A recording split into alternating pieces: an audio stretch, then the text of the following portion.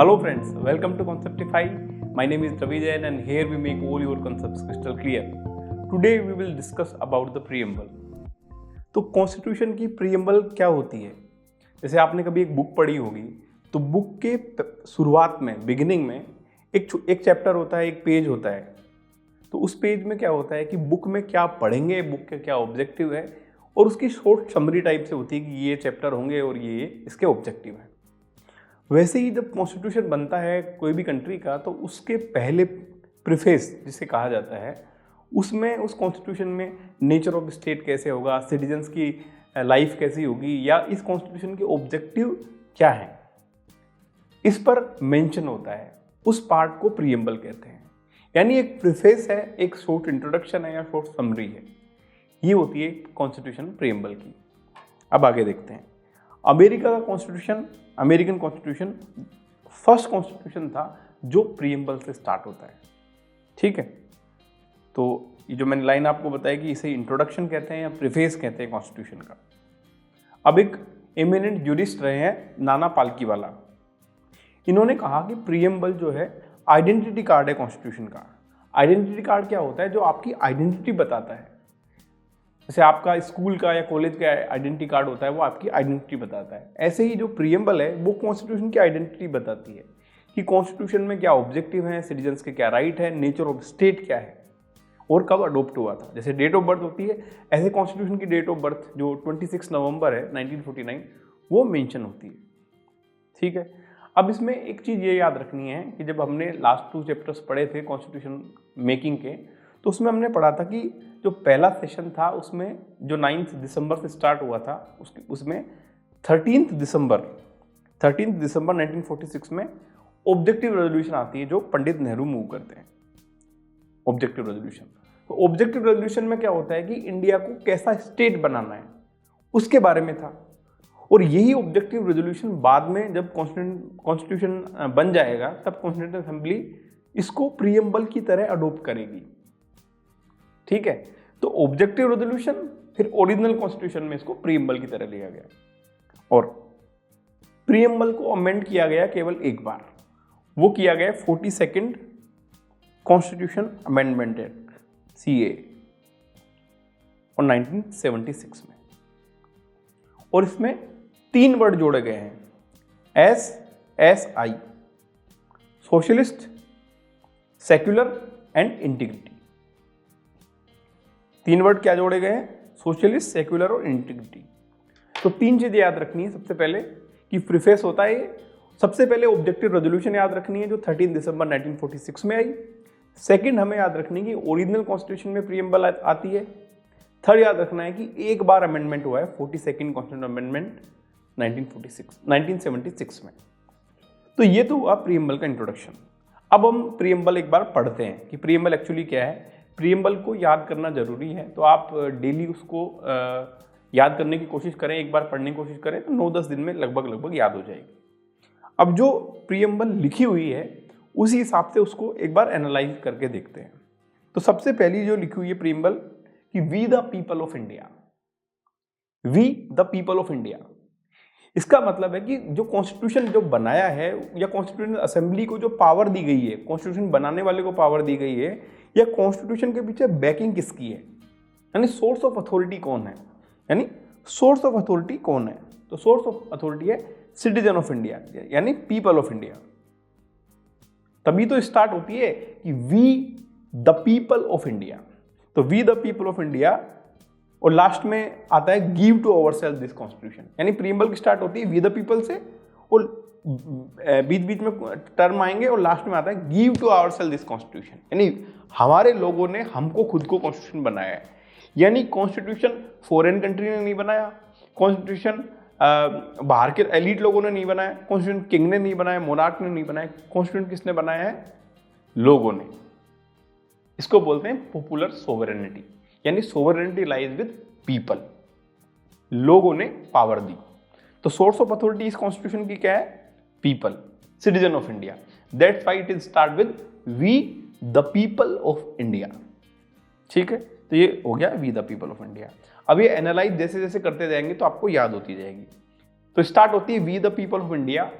Having solemnly resolve, यानी हमारे लोगों ने एक रेजोल्यूशन किया, we the people of India having solemnly resolve, क्या रेजोल्यूशन किया कि हमें एक स्टेट बनाना है।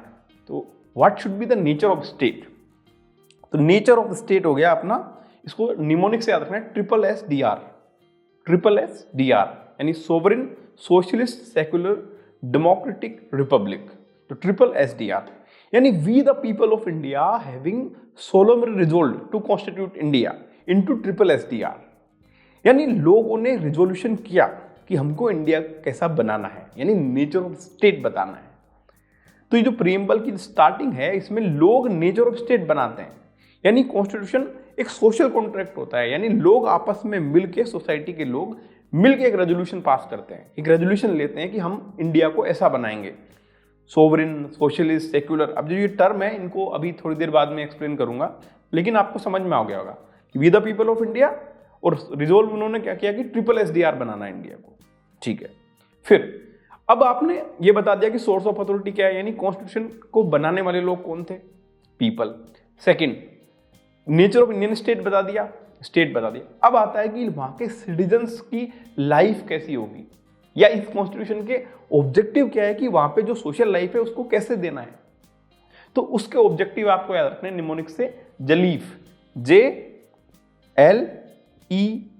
जलीफ, JLEF, जे मतलब जस्टिस, L मतलब लिबर्टी, E मतलब इक्वालिटी, F मतलब फ्रेटर्निटी, यानी नेचर ऑफ स्टेट जो अपन ने SSDR बना दिया, इस स्टेट में जो लोग रहेंगे उनके पास जस्टिस होगा, लिबर्टी होगी, इक्वालिटी होगी एंड फ्रेटर्निटी होगी, ठीक है।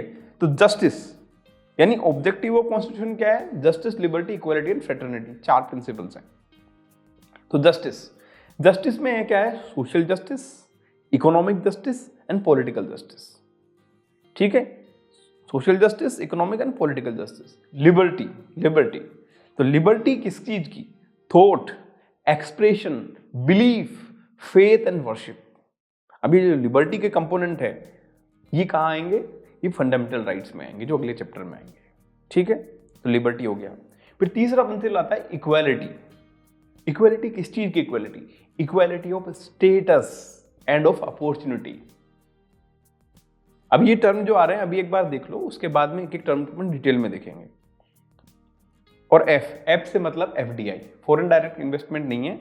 फ्रेटर्निटी किस चीज की, तो फ्रेटर्निटी के 2 कंपोनेंट हैं। पहला dignity, assuring dignity of individual, यानी हर जो व्यक्ति है, हर जो इंडिविजुअल है उसकी डिग्निटी है, ठीक है। Second, unity and integrity of the nation. तो फ्रेटर्निटी कैसे इंश्योर होगी, जब इंडिविजुअल की डिग्निटी रहेगी और साथ साथ में यूनिटी एंड इंटीग्रिटी रहेगी। तो fraternity assuring dignity and unity and integrity of the nation, ठीक है, ये हो गया। फिर आता है डेट ऑफ अडोप्शन, यानी कॉन्स्टिट्यूशन को कब अडोप्ट किया गया। मैंने ये बताया था ना कि जो आइडेंटिटी कार्ड होता है उसमें हमारी डेट ऑफ बर्थ लिखी होती है, जैसे स्टूडेंट का आइडेंटिटी कार्ड होता है उसमें, तो ऐसे प्रीएम्बल भी आइडेंटिटी कार्ड है, नाना पालकी वाला ने बोला है। तो इस आइडेंटिटी कार्ड में डेट ऑफ बर्थ तो मेंशन होगी, तो डेट ऑफ बर्थ है इस कॉन्स्टिट्यूशन की 26 नवंबर 1949। इसको कॉन्स्टिट्यूशन डे के रूप में सेलिब्रेट किया जाता है, तो 26 नवंबर 1949, ठीक है। तो एक बार प्रीएम्बल को पढ़ते हैं। We the people of India, यानी अथॉरिटी कौन है, पीपल, हैविंग सोलमली रिजोल्व, उन्होंने क्या रिजोल्व किया कि इंडिया को कैसा स्टेट बनाना है, SSDR, और वहां के सिटीजन्स की लाइफ कैसी होगी, justice, liberty, equality and fraternity, ठीक है, और डेट ऑफ अडॉप्शन, ठीक है। तो 4 चीजें, source of authority people, nature of Indian state SSDR, objective of constitution justice, liberty, equality, fraternity and date of adoption 26 November 1949, ठीक है। तो we the people of India having solemnly resolve to constitute India into a sovereign socialist secular democratic republic and to secure to all its citizens justice, social, economic, political, liberty of thought, expression, belief, faith and worship, equality of status and opportunity, fraternity assuring dignity of individual and unity and integrity of nation.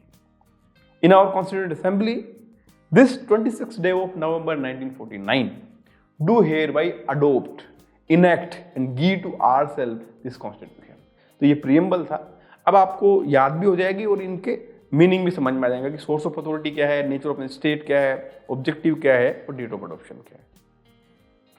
अब जो ये keywords हैं ये actually vision है constitution makers का, उनके mind में क्या चल रहा था, ये फ्रीडम स्ट्रगल के बाद में कैसा इंडिया बनाना है, उसकी एक नेचर कैसी होगी, उसके विजन कैसे होंगे।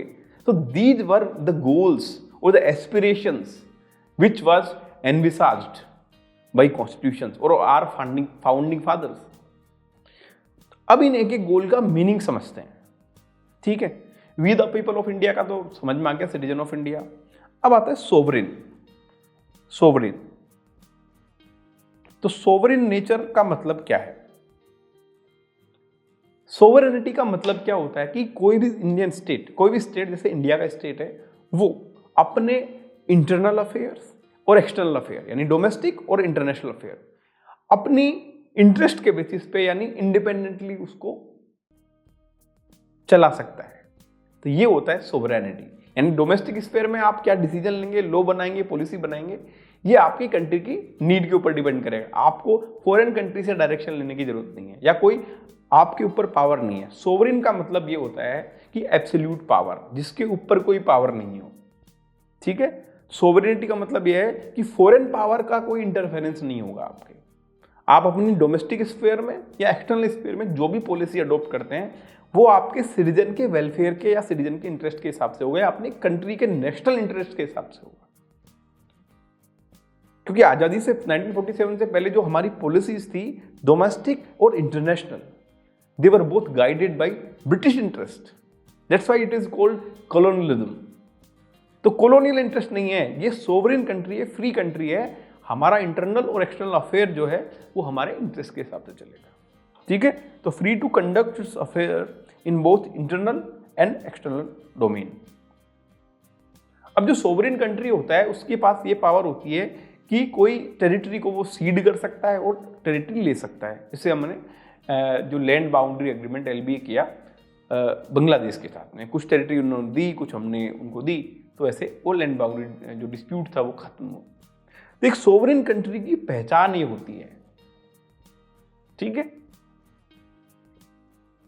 फिर तीसरी बात कि जब एक्सटर्नल अफेयर अब जब हम मेंटेन करते हैं तो जो सिविल सोसाइटी है या एक जो सिविक नेशन है उसका ये फर्ज बनता है या वो एक रिस्पॉन्सिबल कंट्री होता है, तो वो इंटरनेशनल कम्युनिटी जो होती है, जैसे ऑर्गेनाइजेशन है, UNO है, कॉमनवेल्थ है, इनकी मेंबरशिप ले रहा है।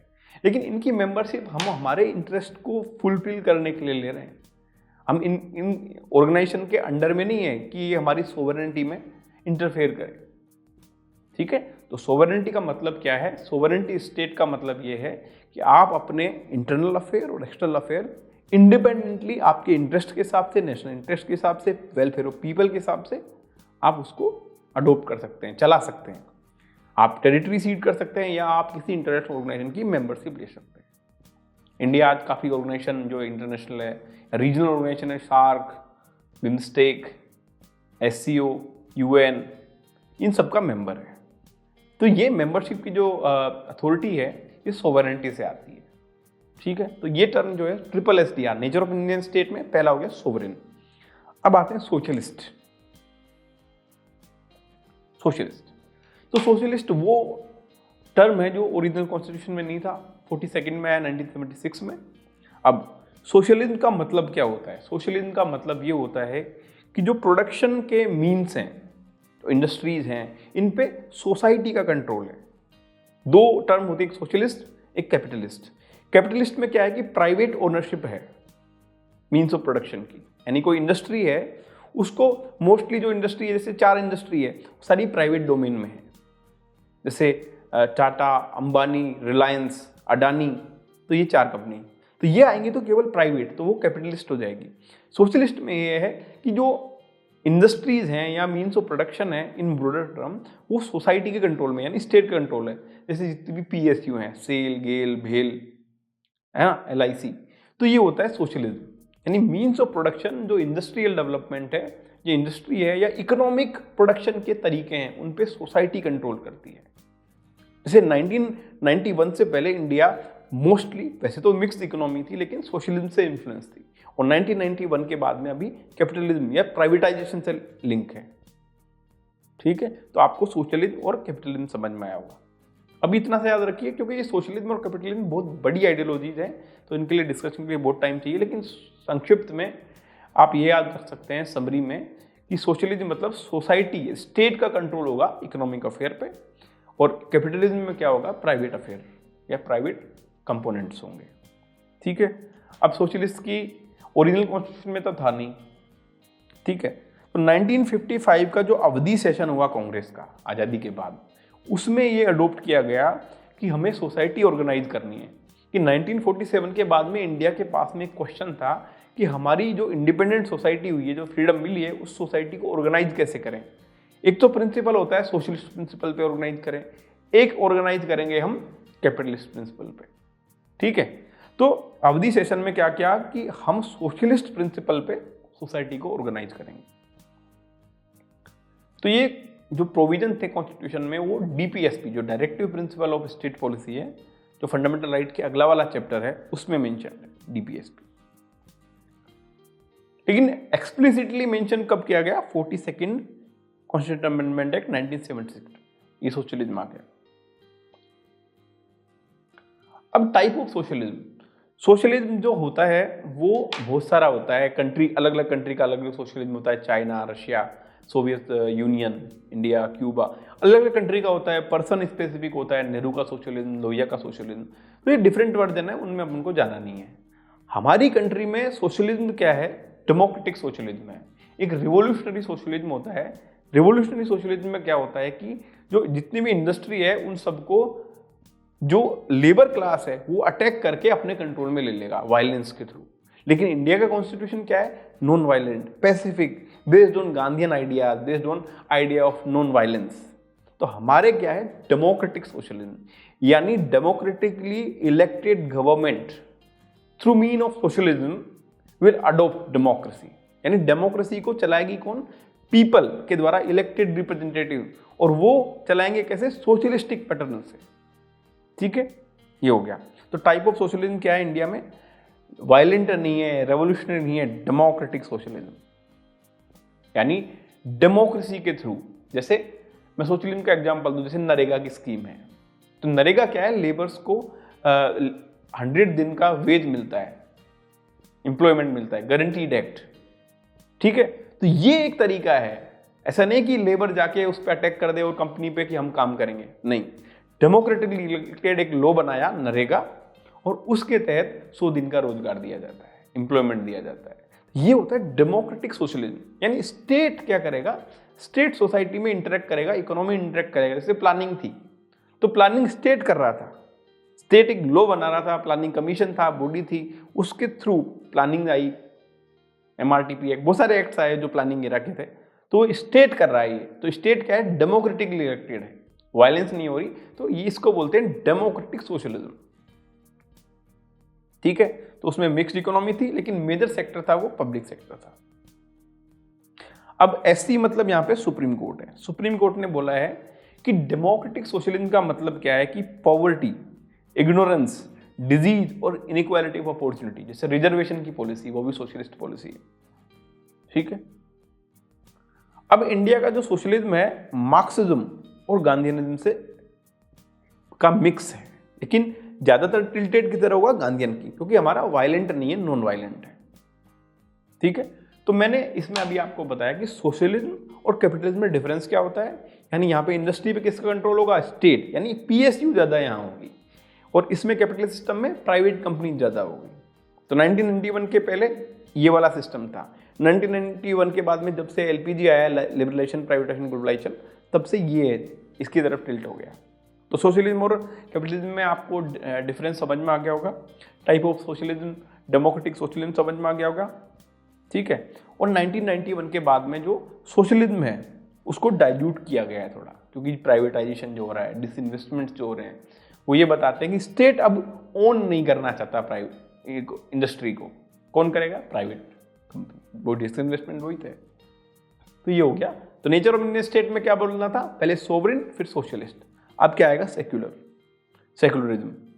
तो सेक्युलरिज्म भी ओरिजिनल कॉन्स्टिट्यूशन में एक्सप्लिसिटली मेंशन नहीं था। वैसे तो इंडिया का कॉन्स्टिट्यूशन बिगिनिंग से from day 1 it was secular, it is secular. But explicitly mention कब किया गया? 42 1976 में। तो इम्प्लिसिटली कहाँ आता है? जो हमारे फंडामेंटल राइट्स हैं, ठीक है, आर्टिकल 25 to 30 तक, और बाकी बहुत सारे कॉन्स्टिट्यूशन के प्रोविजन है। डिस्क्रिमिनेशन नहीं कह सकता रिलीजन के बेसिस पे, 14 राइट टू इक्वालिटी, और बहुत सारे प्रोविजंस हैं। तो वो ये बताते हैं कि इंडिया में सेक्युलरिज्म है। अब दो टाइप के सेक्युलरिज्म होते हैं। सेक्युलर एक होता है पॉजिटिव, एक तो होता है नेगेटिव सेक्युलरिज्म, एक होता है पॉजिटिव सेक्युलरिज्म। नेगेटिव सेक्युलरिज्म का मतलब क्या है कि स्टेट है, डिफरेंट रिलीजन है, उनमें इंटरफेयर नहीं करेगा। ये वेस्टर्न कॉन्सेप्ट ऑफ सेक्युलरिज्म है। नेगेटिव यानी नहीं करेगा, it will not interfere in the affair of the religion, ठीक है, that is negative connotation of secularism, negative secularism, ठीक है। तो नॉन इंटरफेरेंस इन रिलीजियस अफेयर्स, फ्रांस का मॉडल है। पॉजिटिव सेक्युलरिज्म का मतलब क्या है? State will intervene. देखो, नेगेटिव और पॉजिटिव का मतलब state will not intervene, positive मतलब state will intervene for betterment, ठीक है। जैसे इंडिया में जो हिंदू सिस्टम था, हिंदूज में क्या होता है? कास्ट सिस्टम था, डोरी अलाउड नहीं थी, तो एंटर किया ना गवर्नमेंट ने, स्टेट ने एंटर किया, उनमें रिफॉर्म किया। तो रिलीजियस रिफॉर्म के लिए जैसे इंडिया में अनटचेबिलिटी की प्रैक्टिस होती है, तो अनटचेबिलिटी की प्रैक्टिस होती है, उसको रिफॉर्म करने के लिए स्टेट कैन एंटर। तो ये इंडिया का मॉडल है। तो इंडिया में दोनों फीचर है, नेगेटिव भी है और सेक्युलर। तो state generally it will not interfere in the affair of the religious affairs of this various religion और कम्युनिटीज, ठीक है। लेकिन it can enter when there is a discrimination, there is violation of dignity और privacy of certain person. Triple तलाक, ये सब bill हो गया, ये सब चीजें होंगी, तो they are interfering the affair of religion, but for the betterment of particular section. जैसे womens of particular community is deprived of certain rights, particular religious community, so state then intervene in the case of triple तलाक bill. अब triple तलाक bill के case में जब interfere किया, तो ये क्या हुआ कि स्टेट इंटरफेयर कर रहा है, तो ये नेगेटिव नहीं, पॉजिटिव सेक्युलरिज्म हुआ। लेकिन स्टेट अगर डिस्क्रिमिनेशन करता है based on prejudice between two religious communities, then it will be called that non secular state. जैसे वेस्ट एशिया के जो कंट्रीज हैं वो थियोलॉजी है, वो सेक्युलर नहीं है, नॉन सेक्युलर मतलब थियोलॉजिस्ट स्टेट, ठीक है। तो इंडिया में नेगेटिव और पॉजिटिव दोनों फीचर हैं, ये समझ में आ गया आपको। तो नेचर ऑफ इंडियन स्टेट के तीन पढ़ लिए अपने, सोवरेन, सोशलिस्ट, सेक्युलर। अब पढ़ेंगे डेमोक्रेसी। तो डेमोक्रेसी, सबसे पहले मैं आपको बताता हूं कि डेमोक्रेसी दो टाइप की होती है, एक होती है डायरेक्ट, एक होती है इनडायरेक्ट डेमोक्रेसी। डायरेक्ट डेमोक्रेसी में क्या होता है कि लोग खुद पार्टिसिपेट करते हैं अपने गवर्नेंस के लिए। People directly participate, people discuss and debate and decide their issues, so that is direct democracy. Second is indirect democracy. What is indirect democracy means? People through their representatives. People elect their representative and their representative decide the role of governance or they make the law. That is indirect democracy. अब direct democracy को practice करना in such a huge territory and enormous population, it is not possible to exercise or practice direct democracy. So India में क्या है? Indirect democracy है सबसे पहली बात। अब इनडायरेक्ट डेमोक्रेसी वर्ल्ड में जितनी भी है आज, उसके दो टाइप हैं, एक पार्लियामेंट्री फॉर्म ऑफ गवर्नमेंट, एक प्रेसिडेंशियल फॉर्म ऑफ गवर्नमेंट, ठीक है। अब जो पार्लियामेंट्री फॉर्म ऑफ गवर्नमेंट है, जो पार्लियामेंट्री फॉर्म ऑफ गवर्नमेंट में उसमें क्या होता है, जो लोग चुन के भेजते हैं रिप्रेजेंटेटिव्स को, वो लेजिस्लेचर बनती है और उसी का पार्ट होता है एग्जीक्यूटिव। जबकि प्रेसिडेंशियल में क्या होता है, ये डिटेल में आगे पढ़ेंगे, उसमें लेजिस्लेचर अलग तरीके से आती है और एग्जीक्यूटिव दोनों अलग तरीके से इलेक्ट होती है, दोनों में कोई रिलेशन नहीं है। जबकि यहाँ पे फ्यूजन है, यहाँ पे इंटरडिपेंडेंस है, यहाँ पे बिल्कुल ये इंडिपेंडेंस है, तो ये होगी डेमोक्रेसी। तो हमारे कौन सी डेमोक्रेसी है? रिप्रेजेंटेटिव यानी इनडायरेक्ट डेमोक्रेसी, पार्लियामेंट्री डेमोक्रेसी। ये पॉइंट क्लियर हो गया। अब जो अंबेडकर थे तो उनका एक स्पीच है grammar of anarchy, we are entering into life of contradiction where we will have political equality, that is one man one vote and one vote one value. यानी राजनीतिक डेमोक्रेसी है, पॉलिटिकल डेमोक्रेसी है, उसमें तो सब बराबर है, सबको बराबर वोट का अधिकार है। लेकिन सोशल डेमोक्रेसी है या नहीं है? It means that all section of society, irrespective of caste, religion or gender, do they have same right or not? If they have, that is well, and that we will call it the social democracy. तो social democracy में होता है कि liberty, equality and fraternity, यानी हर section के पास liberty, equality, fraternity। तो ये ट्रायम्विरेट है, ट्रिनिटी है, एक ट्राइंगल है।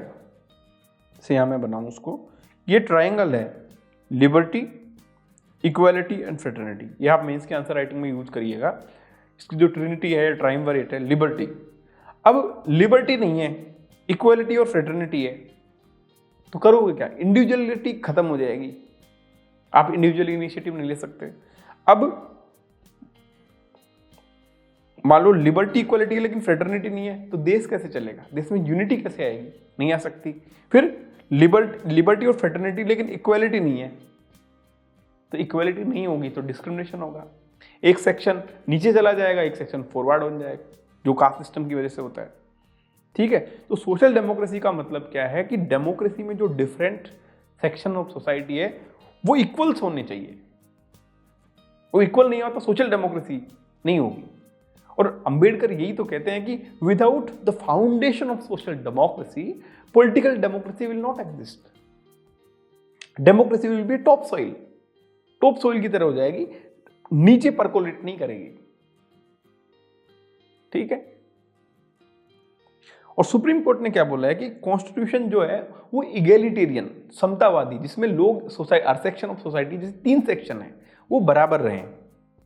इगैलिटेरियन सोशल ऑर्डर, और हर व्यक्ति को, हर इंडिविजुअल को सोशो इकोनॉमिक पॉलिटिकल जस्टिस मिले। तो ये हमारा चौथा टर्म हो गया। नेचर ऑफ इंडियन स्टेट में सोवरेन, सोशलिस्ट, सेकुलर, डेमोक्रेटिक। अब रिपब्लिक तो 2 टाइप की गवर्नमेंट होती है, एक तो होती है मोनार्की और एक होती है रिपब्लिक। मोनार्की में क्या होता है कि एक किंग होता है जो रूल करता है, और उसकी जो सक्सेशन है, जो लीनियज है, उसमें जो उसके बेटे होंगे वो रूल करेंगे, यानी डायनेस्टी हो जाएगी ये बेस्ड ऑन बर्थ। तो ये होती है मोनार्की। रिपब्लिक में क्या होता है कि जो रूलर है उसको पहली बात तो रूलर नहीं बोलेंगे, प्रेसिडेंट बोलेंगे या कुछ और बोलेंगे, वो हेरिडेटरी नहीं होता। ठीक है, तो नॉट हेरिडेटरी। जो हेड ऑफ स्टेट होता है वो हेरिडेटरी नहीं होता, यानी वंशानुगत नहीं होता, जो एक मतलब जो लीनियज से नहीं होता, डिसेंट से नहीं होता। ठीक है, तो क्या होता है, वो इलेक्टेड होता है। जैसे example president of India, vice president of India.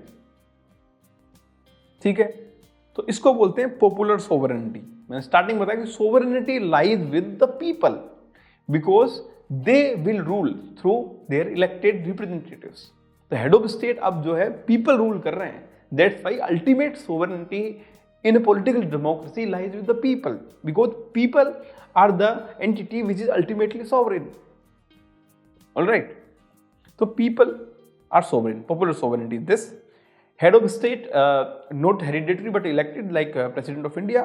हाँ, थर्ड थिंग इज जब मोनार्की होती थी तो उसमें क्लासेज बनती थी, जैसे प्रिविलेज क्लास, जैसे फ्रांस के रेवोल्यूशन में हम देखते हैं क्लर्जी, पीजेंट्री। तो ये क्या है, क्लासेज हैं।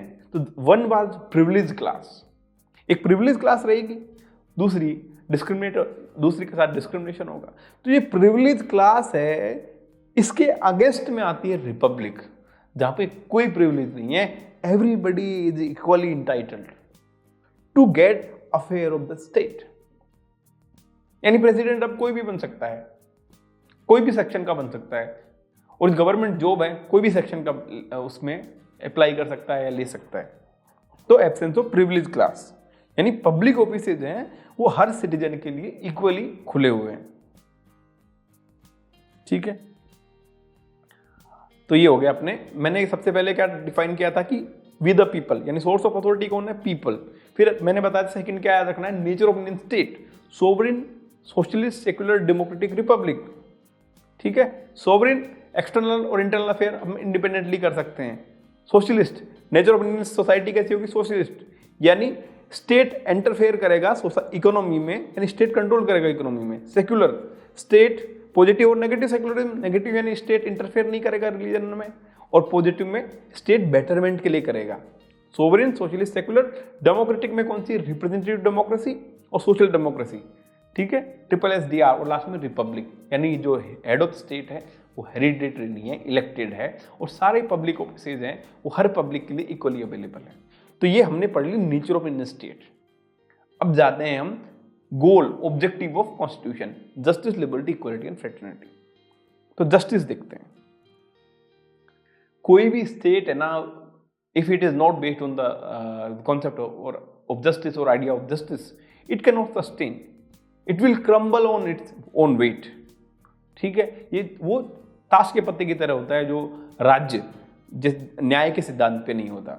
ठीक है, अब जो जस्टिस है उसका कॉन्सेप्ट दिया गया रशियन रेवोल्यूशन से। रशिया का जो रेवोल्यूशन हुआ 1917 में, उसके रेवोल्यूशन में एक आइडिया, वहां स्लोगन दिया गया justice, socio economic political justice. ठीक है, तो 3 डायमेंशन है, सोशल जस्टिस, इकोनॉमिक जस्टिस और पॉलिटिकल जस्टिस। अब जस्टिस का जो कॉन्सेप्ट है वो इक्वालिटी से और लिबर्टी से इतना इनग्रेव्ड है कि जस्टिस के जब डिफाइन करते हैं तो उसमें इक्वालिटी का टर्म्स आ जाते हैं। अब सोशल जस्टिस का क्या मतलब है, मैंने बताया कि सोसाइटी जो होती है उसमें काफी सेक्शन होते हैं, तो वो 3 सेक्शन है, 1, 2 एंड 3। Are they equal? ऐसा तो नहीं है कि एक हिरार्की जो बनी है, जैसे वर्ण व्यवस्था है, हिरार्की बनी हुई है, तो हिरार्की को खत्म करना है, जस्टिस है।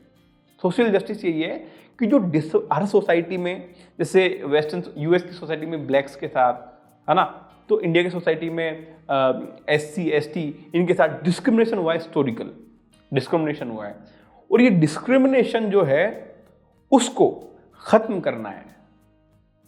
तो स्टेट क्या करेगा, उसके लिए काम करेगा, वेलफेयर ऑफ द पीपल के लिए। तो सोशल जस्टिस का मतलब क्या है, सोसाइटी में वो सेक्शन जो हिस्टोरिकली डिसएडवांटेज पोजीशन में रहा है, डिस्क्रिमिनेटेड पोजीशन में रहा है, उसके बेटरमेंट के लिए काम करना सोशल जस्टिस है।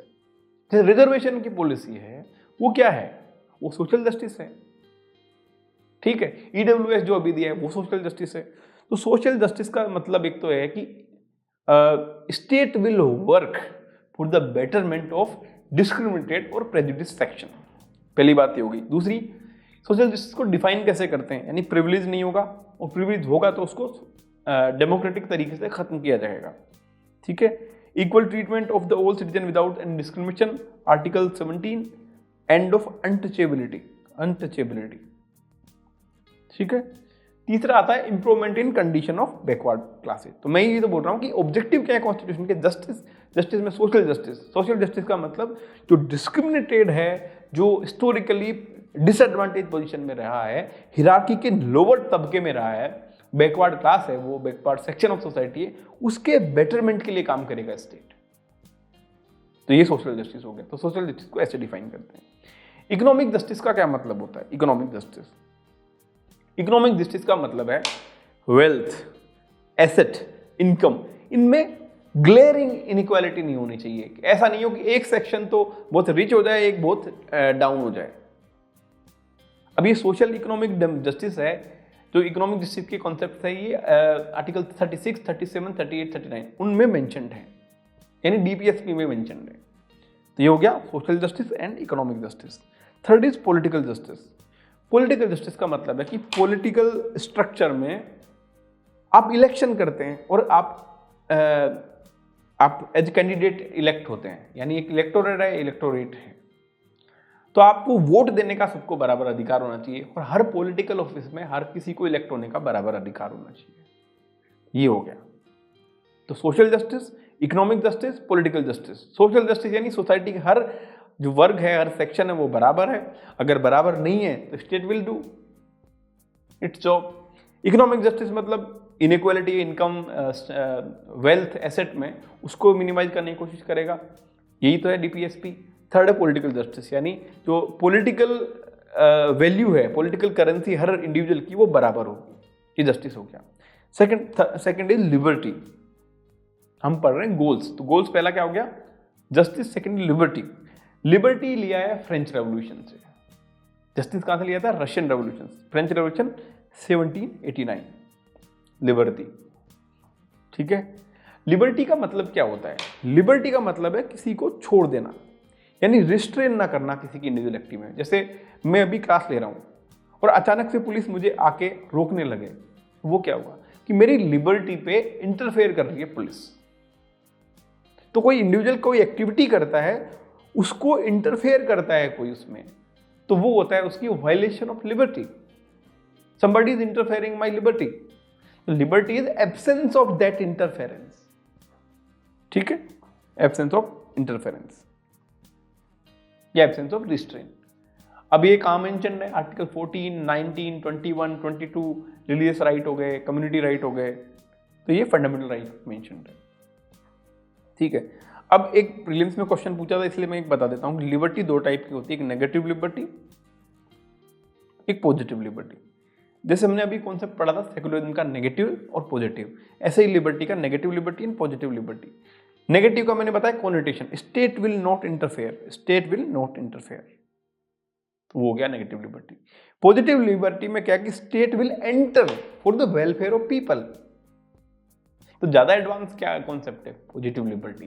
तो उस क्वेश्चन का आंसर क्या होगा? Positive liberty. तो पॉजिटिव लिबर्टी को डिफाइन कैसे करेंगे? ये पॉजिटिव लिबर्टी की डेफिनेशन शायद उन्होंने पूछी थी, तो उसको पॉजिटिव लिबर्टी के कॉन्सेप्ट से डिफाइन करेंगे। तो state will interfere for betterment of the society, तो हो गया लिबर्टी।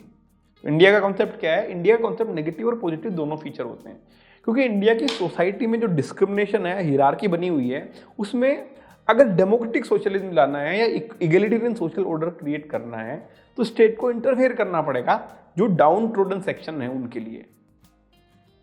ठीक है, चाहे वो रिलीजियस इविल्स हो चाहे सोशल इविल्स हो। जैसे रिलीजियस इविल है ट्रिपल तलाक, सोशल इविल्स हो गए अनस्टेबिलिटी, तो इन दोनों में इंटरफेयर करेगा, तो पॉजिटिव लिबर्टी हो गई, और दूसरी बात पॉजिटिव सेक्युलरिज्म हो गया। ठीक है, तो providing opportunity for development of individual personality, ये होगी अपनी positive liberty.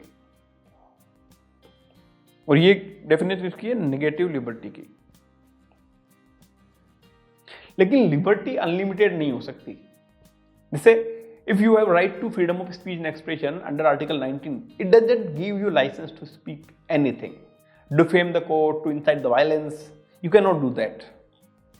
That liberty is need to be manage by social welfare, यानी आप सोसाइटी में ऐसे नहीं दंगे भड़काना शुरू कर दे अपनी स्पीच के थ्रू, या जुडिशरी को डिफेम करना शुरू कर दे, तो उसको लिमिट किया जाता है। तो liberty is limited liberty, but it should be limited by provision of the constitution. Alright, now the अगला कॉन्सेप्ट क्या है? इक्वालिटी। तो क्या क्या पढ़ लिया हमने? नेचर ऑफ स्टेट पढ़ लिया, गोल्स में क्या क्या पढ़ लिया? जस्टिस, लिबर्टी, इक्वालिटी पढ़नी। इक्वालिटी यानी and of discrimination, end of privilege, यानी जो तीन सेक्शन ऑफ सोसाइटी के। इक्वालिटी का कॉन्सेप्ट इसलिए आता है कि सोसाइटी में होती है इनइक्वालिटी, सोसाइटी में अलग अलग सेक्शन होता है 1, 2, 3, तो हिरार्किकल पोजीशन होती है। जो हर सोसाइटी डेवलप हुई है, चाहे आप वेस्टर्न सोसाइटी देख लो, चाहे इंडियन, चाहे चाइनीज, उसमें क्या हुआ है? सेक्शंस बने हुए हैं सोसाइटी में, और जो अपर सेक्शन है उसको हमेशा प्रिविलेज रहा है, और जो नीचे वाला सेक्शन है हमेशा डिस्क्रिमिनेशन हुआ है, उसके साथ प्रेजुडिस रहा है, इसलिए हिस्टोरिकली डिसएडवांटेज पोजीशन में रहा है ये सेक्शन, बजाय कि ये सेक्शन में। वही फ्रेंच रेवोल्यूशन हुआ है, क्यों था कि ये क्लर्जी था और ये पीजेंट्री था, ये सेक्शन हमेशा टैक्स देता था और ये फ्री कुछ नहीं टैक्स देता था, तो ये डिस्क्रिमिनेशन हुआ, इसके अगेंस्ट में तो फ्रेंच रेवोल्यूशन हुआ। तो डिस्क्रिमिनेशन हर सोसाइटी में रहा है, मिडियल एंशिएंट टाइम में और मिडिवल टाइम में। तो हर सोसाइटी में क्या हुआ है? स्ट्रेटिफिकेशन रहा है, हिरार्की रही है, एक सेक्शन, सेकंड, जैसे ब्राह्मण, क्षत्रिय, वैश्य, शूद्र, 4 सेक्शन है। ठीक है, ऐसे ही वहां पे इंग्लिश मैन है और ब्लैक्स के साथ डिस्क्रिमिनेशन हुआ, इंग्लिश और ब्लैक, सर्फ और लॉर्ड्स। तो इस सेक्शन में डिस्क्रिमिनेशन रहेगा, तो एंड कैसे करेंगे आज मॉडर्न टाइम में? तो इसलिए जब हमारा कॉन्स्टिट्यूशन बना, तो हमारे कॉन्स्टिट्यूशन मेकर्स ने कहा कि ये जो सेक्शन है इसके लिए कुछ करना पड़ेगा। तो स्टेट क्या है? स्टेट है पॉजिटिव, इंटरफेयर कर सकता है for the welfare of the people. तो एक प्रिविलेज किसको? इस सेक्शन को, लेकिन इस सेक्शन को यहां तक लाना है तो प्रिविलेज को एंड करना पड़ेगा, तो इस सेक्शन के लिए बेटरमेंट करना पड़ेगा। ठीक है, तो end of discrimination is equality, यानी प्रिविलेज स्पेशल किसी को नहीं होना चाहिए, तो absence of special privilege to any particular section, equal opportunity for all without discrimination, ठीक है। और इक्वालिटी पढ़ेंगे हम, right to equality article 14 to article 18, तो इक्वालिटी हो गया आर्टिकल 14 टू आर्टिकल 18, तो ये इक्वालिटी हो गया। अब जो सबसे महत्वपूर्ण कॉन्सेप्ट आता है जिसकी आज कंट्री को जरूरत है, that concept need to be revisited for this country in present situation, that is fraternity, यानी बंधुता, भाईचारा, सोलिडेरिटी। बिकॉज एक कंट्री जो होता है that is territorial concept, but also it is a psychological concept. Why we feel that we are Indians? Because in our mind or in our soul we think that we are connected through idea of oneness, Indianness. That is fraternity. We are the children of Bharat Mata. We are brothers and sisters. That is concept of fraternity, the brotherhood, the solidarity between the citizens. Citizen जो है political concept है, लेकिन जो brotherhood है, जो लोगों का connection आपस में, that is psychological unity. When team of India win और lose, if we win irrespective of caste or community, we cheer up together. Why? Because we are psychologically connected. The idea of nation is that people of particular country are connected. They are connected in the solidarity or fraternity. तो ये fraternity क्या है कि जो हमारे citizen है आपस में connected है through idea of oneness, through idea of nationhood, patriotism. तो ये fraternity होती है। अब फ्रेटर्निटी के दो कंपोनेंट हैं। First is fraternity assuring dignity of individual. हर व्यक्ति की अपनी एक इंडिविजुअलिटी है, state need to respect that, और स्टेट को उसको रिस्पेक्ट करना पड़ेगा। तो डिग्निटी ऑफ इंडिविजुअल, हर व्यक्ति की अपनी डिग्निटी है, यानी सेंस ऑफ ब्रदरहुड। जैसे सिंगल सिटीजनशिप का आइडिया है, फंडामेंटल ड्यूटीज का आइडिया है। फंडामेंटल ड्यूटीज में जैसे हार्मनी मेंटेन करनी है, जैसे वुमन के how to create a society which will have the dignity of which enjoy or which respects the dignity of woman through fraternity। और वो कहाँ आती है? फंडामेंटल ड्यूटी में, कि we have to renounce the practices which are derogatory to the woman। ठीक है, तो derogatory जो प्रैक्टिस है वुमन के लिए उसको खत्म करना है, हार्मनी क्रिएट करनी है, ट्रांसेंडिंग और रिलीजियस डाइवर्सिटी, हमको हार्मनी क्रिएट करनी। ये क्या है? डिग्निटी क्रिएट करने का आइडिया है। कोई भी देश ऐसे ही बनता है through the idea of oneness. We are connected, we will respect each other irrespective of region, race और gender. We will renounce practices which are derogatory to woman. जैसे अनटचेबिलिटी की प्रैक्टिस है, वो एक्सरसाइज की जा रही है इतने सालों से, we have to leave it. Article 17 mentions it to create that particular sections people also have dignified life. They are not animal, they have right to have dignified life. Article 21, right to life and personal liberty, and that liberty means that हर व्यक्ति को अपनी life को गरिमापूर्ण जीने का अधिकार है। dignified life everybody has, whether it is this section or that section। Dignity का एक तो मतलब होता है इंडिविजुअल से, दूसरी मतलब है कि unity and integrity of nation. कि जो टेरिटोरियल कॉन्सेप्ट है इसको साइकोलॉजिकल भी बनाना है, जो भी डिस्कस किया, तो आर्टिकल 1 में मेंशन है। तो डिग्निटी, फ्रेटर्निटी हो गया। तो लगभग सारे टर्म हो गए। एक बार वापस से फर्स्ट पेज पे आते हैं।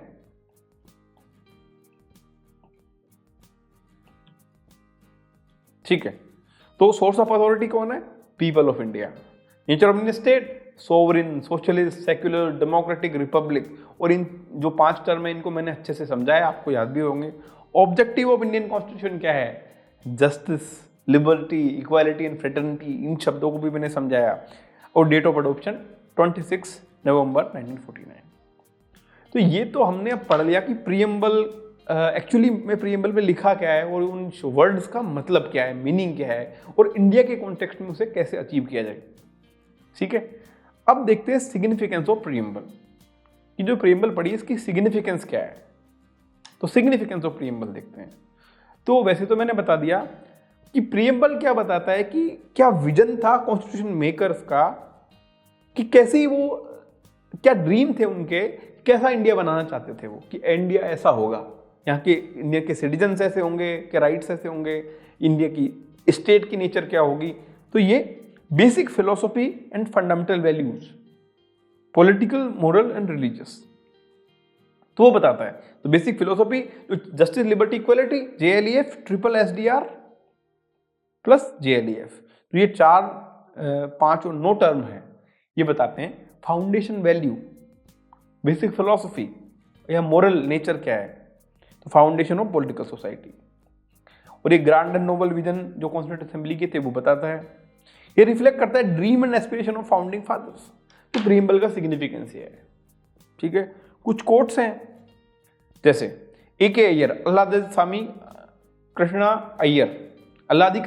अय्यर है ना, इनका स्टेटमेंट क्या है कि it expresses what we had thought और ड्रीम्ड सो लॉन्ग, हमने क्या सोचा था इतने दिनों से, फ्रीडम स्ट्रगल की बात कर रहे हैं। फिर के एम मुंशी ने बोला हॉरोस्कोप और सोवरेन डेमोक्रेटिक रिपब्लिक। हॉरोस्कोप का मतलब क्या होता है कि भविष्यवाणी, तो भविष्यवाणी कैसे बताते हैं, triple SDR plus justice, liberty, equality, fraternity. ये भविष्यवाणी तो हो रही कि ऐसा एक स्टेट बनेगा जिसमें जस्टिस होगा, लिबर्टी होगी, इक्वालिटी होगी एंड फ्रेटर्निटी होगी, ठीक है। पंडित ठाकुर ने इसको सोल और की बोला, की ऑफ कॉन्स्टिट्यूशन और सोल ऑफ कॉन्स्टिट्यूशन, और उन्होंने कहा है कि यादृष्टिक है, यानी ये पैरामीटर्स दे दिए उसने, ट्रिपल SDR और JLEF, और इन पे मेजर करो स्टेट की परफॉर्मेंस आप, ठीक है। तो यादृष्टिक to measure the worth of constitution. अब अर्नस्ट बार्कर जो इंग्लिश पॉलिटिकल साइंटिस्ट है, उन्होंने क्या बोला, की नोट टू कॉन्स्टिट्यूशन। और एम हिदायतुल्लाह ने क्या बोला, ये वैसा लगता है जैसे अमेरिका के रेवोल्यूशन के बाद में जो डिक्लेरेशन ऑफ इंडिपेंडेंस आया था, ठीक है। तो ये सारी कोट्स या सिग्निफिकेंस आप आंसर राइटिंग में यूज करेंगे, या एक आपको जब कभी प्रीलिम्स में एनालिटिकल क्वेश्चन आता है तो उसको सोल्व करने में हेल्प करेगी, ठीक है। अब आता है, अपन ने प्रीएम्बल पढ़ ली, उसके कंपोनेंट पढ़ लिए, उसका सिग्निफिकेंस पढ़ लिया। अब देखते हैं कि लीगल पोजीशन क्या है प्रीएम्बल की, यानी लॉ में क्या सिग्निफिकेंस है प्रीएम्बल का। तो पहला एक क्वेश्चन जो बनता है वो है कि weather it is part of constitution और नॉट। क्या प्रीएम्बल, जैसे बुक है तो बुक के चैप्टर्स हैं, चैप्टर 1 to 10, वो तो बुक के पार्ट हो गए। क्या जो प्रीफेस है, क्या प्रीएम्बल का जो है प्रीएम्बल है वो पार्ट है कि अलग है, यानी चैप्टर्स हैं। तो अब बुक को आप क्या मानोगे, चैप्टर मानोगे, या बुक तो कंप्लीट है, तो पार्ट है या नहीं है, इस बारे में डिस्कशन है, weather it is part of constitution. अब ये क्या होता है कि जब ये डिस्कशंस होते हैं या प्रॉब्लम आती है तो ये केसेज के रूप में कोर्ट में जाते हैं, चैलेंज होते हैं, सुप्रीम कोर्ट में, हायर जो कॉन्स्टिट्यूशनल कोर्ट है, हाई कोर्ट, सुप्रीम कोर्ट, उनमें चैलेंज होते हैं ये पार्ट है या नहीं है। तो पहली बार चैलेंज हुआ बेरूबारी यूनियन केस 1960। कोई भी केस होता है उसका नाम होता है A वर्सेस B, ठीक है। तो बेरूबारी यूनियन केस है अगेंस्ट, हाँ, ये बेरूबारी यूनियन केस है 1960 में आता है।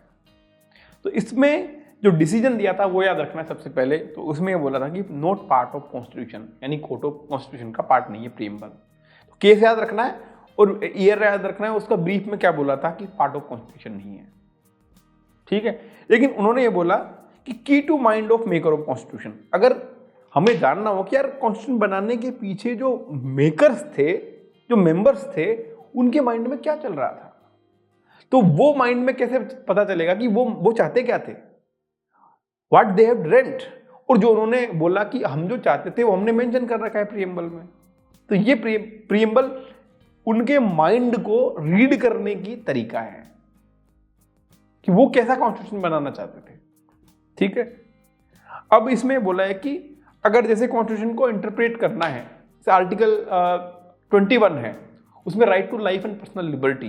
तो लाइफ का मतलब क्या है, राइट टू लाइफ का मतलब क्या है, तो कोई वर्ड है उसकी एम्बिगुअस नेचर है, यानी उसका मतलब समझ में नहीं आ रहा, और whether it is giving multiple interpretations, multiple meaning और मल्टीपल इंटरप्रिटेशन।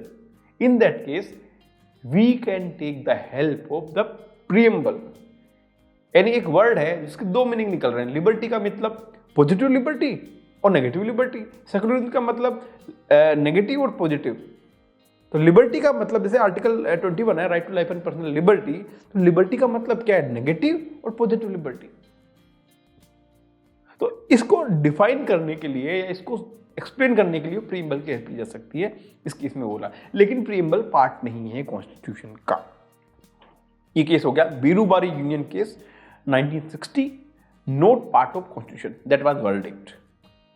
सेकंड केस आता है Kesavananda Bharati case, the most important case of entire constitutional history of India, 1973। It said in the verdict it is a part of constitution. तो Berubari Union case not part of constitution. Kesavananda Bharati case it is part of constitution. It means it rejected or overruled earlier decision. इसने अपने जो पहले के decision है उसके खिलाफ decision दिया। ठीक है, उन्होंने बोला constitution need to be interpreted in the light and grand noble vision expressed in the preamble. पहले कंफ्यूजन ये था कि भाई प्रीएम्बल पार्ट नहीं है, लेकिन अब उन्होंने बोला कि जब कॉन्स्टिट्यूशन पूरा पास हो गया था तो उस प्रीएम्बल को उसके बाद में पास कराया गया था, क्योंकि कॉन्स्टिट्यूशन के सारे प्रोविजंस हैं, उनकी हार्मनी है, उनकी शॉर्ट समरी बनानी है। तो आप क्या करोगे? सबसे पहले तो ब्रॉड नोट्स बनाते हो 5-6 पेज के, फिर उसके बाद में तुम शॉर्ट नोट्स बनाते हो, समरी बनाते हो, तो वो बाद में बनाई गई। पहले ये पास हुआ, बाद में ये हुआ। प्रीएम्बल बाद में पास करने का ये भी मतलब था कि कॉन्स्टिट्यूशन के प्रोविजंस के साथ हार्मनी मेंशन किया जाए। ऐसा नहीं हो कि भाई प्रीएम्बल में तो 5 गोल दे दिए और प्रोविजन कॉन्स्टिट्यूशन में है नहीं, तो कॉन्स्टिट्यूशन के प्रोविजन के हिसाब से ही गोल हैं ये, यानी दोनों में इंटरलिंक है, ऑर्गेनिक लिंक है। जो प्रीएम्बल है उसका डिटेल में देखना हो कॉन्स्टिट्यूशन है, कॉन्स्टिट्यूशन का देखना हो तो समरी है प्रीएम्बल। ठीक है, तो इसलिए preamble is a part of constitution to keep harmony. हाँ, और जो कॉन्स्टिट्यूएंट असेंबली में डिबेट हुई थी उसका भी जो स्टेटमेंट है कि question is whether the preamble stands part of the constitution, that was the motion and that was adopted, it means it is a part. Earlier supreme court in Berubari union case mistakenly told that it is not part of constitution। तो ये याद रखना है कि Berubari Union case में not part of the constitution, Kesavananda Bharati case में yes part of constitution. तो जो लीगल पोजीशन थी कि प्रीएम्बल पार्ट है या नहीं है, तो आज के टाइम पे, अब के टाइम पे क्या है कि preamble is part of constitution. Clear. एक LIC केस आता है उसमें बोल दिया कि इंटीग्रल पार्ट है, तो आज के केस में क्या याद रखना है? Preamble is a part of constitution. Second question is weather it is source limitation of power of legislature और इज इट जस्टिसेबल। यानी जो प्रीएम्बल में SSSDR मेंशन है और जस्टिस JLEF मेंशन है, नो टर्म मेंशन है, क्या ये जस्टिसेबल है? जस्टिसेबल का मतलब होता है कि इनके अगर वायलेशन होता है तो you can approach into constitutional court, that is high court and supreme court. तो क्या पहुंच सकते हो? क्वेश्चन एक ही है। दूसरी बात, ये जो नो टर्म है क्या ये लिमिटेशन है लेजिस्लेचर के ऊपर, या ये उसको कोई अलग से पावर देते हैं? तो यानी लीगल पोजीशन में उसका लीगल प्रोविजन है, क्या है उसका, क्या ये जस्टिसेबल है या नहीं है? तो ये सबसे पहले हमने बोला कि पार्ट तो है लेकिन प्रोविजन नहीं है। ठीक है, प्रोविजन होता है तो लीगली इन्फोर्स होता है। तो note gives prohibit power of legislature और नॉन जस्टिसेबल है। तो जस्टिसेबल नहीं है, यानी you can not approach the court, high court और supreme court to enforce this preamble. ठीक है, तो पहला हमारा क्या था? पहला कि पार्ट है, दूसरा प्रोविजन है कि नहीं है, प्रोविजन नहीं है, यानी जस्टिसेबल है कि नहीं है, जस्टिसेबल नहीं है। ठीक है, अब इसका अमेंडमेंट कैसे होगा प्रीएम्बल का? जब प्रोविजन ही नहीं है तो हमारे जो मेंशन किया गया आर्टिकल 368 में कि कॉन्स्टिट्यूशन को अमेंड कैसे किया जाए, अब वो प्रोविजन के लिए how to amend particular provision of the constitution. लेकिन ये तो पार्ट है, ये प्रोविजन नहीं है। लेकिन सुप्रीम कोर्ट ने केशवानंद भारती केस में ये बोला कि पार्ट है, प्रोविजन नहीं है, लेकिन इसको अमेंड करा जाएगा तो प्रोविजन के हिसाब से किया जाएगा, यानी आर्टिकल 368 के हिसाब से किया जाएगा। लेकिन जो कॉन्स्टिट्यूशन की बेसिक स्ट्रक्चर है, जब आगे चैप्टर्स में हम पढ़ेंगे, कॉन्स्टिट्यूशन की बेसिक स्ट्रक्चर डॉक्ट्रिन होती है कि कॉन्स्टिट्यूशन को अमेंड किया जाए तो उसके जो बेसिक फाउंडेशन वैल्यू है, जैसे सेक्युलरिज्म है, लिबर्टी है, इक्वालिटी है, इनको ख़त्म नहीं किया जाए, फेडरलिज्म है, डेमोक्रेसी है, उसको ख़त्म नहीं किया जाए, ठीक है। और अमेंड हुआ भी है एक बार प्रीएम्बल 42 में 1976 में, socialist, secular and integrity, 3 term add किए गए हैं, ठीक है। तो प्रीएम्बल की लीगल पोजीशन में पार्ट है या नहीं है? पार्ट है। प्रोविजन है कि नहीं है? प्रोविजन नहीं है। दूसरी बात क्या थी? हाँ, अमेंड कैसे करेंगे? सॉरी, जस्टिसेबल है कि नहीं है? जस्टिसेबल नहीं है।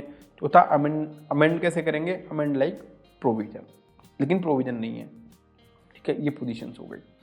तो आज का लेक्चर थोड़ा लंबा हो गया, लेकिन ये थोड़ा इंपॉर्टेंट लेसन था। तो सबसे पहले हमने देखा था कि प्रीएम्बल होती क्या है, फिर हमने प्रीएम्बल देखा, सोर्स ऑफ अथॉरिटी कौन है? People, nature of state SSDR, objective JLEF, date of adoption 26 November, ये देखा।